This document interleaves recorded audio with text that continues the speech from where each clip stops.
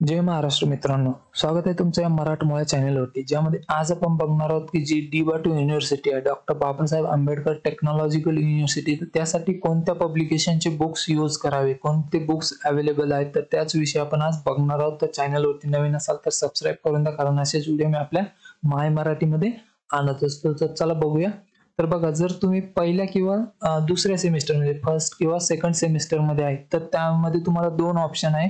पहिला आहे निराली पब्लिकेशन. निराली पब्लिकेशन तुम्ही यूज करू शकता, किंवा टेक नॉलेज आहे. बघा, टेक नॉलेज आणि काही बुक्स, म्हणजे सगळ्या सब्जेक्टचे नाही, पण काही बुक्स जे आहेत ते टेक्निकलचे पण आहे, टेक्निकल पब्लिकेशन सुद्धा आहे.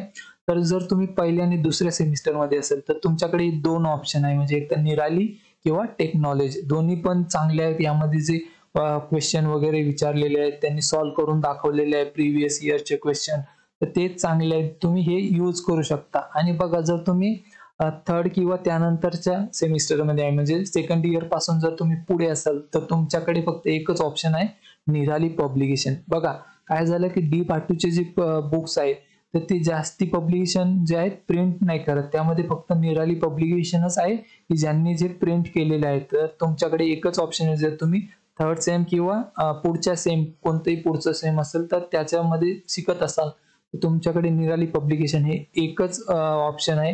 हे काही बघा, इथे मी एक DLDM चं दाखवलेलं आहे, हे असं निराली पब्लिकेशनचे बुक्स असतात.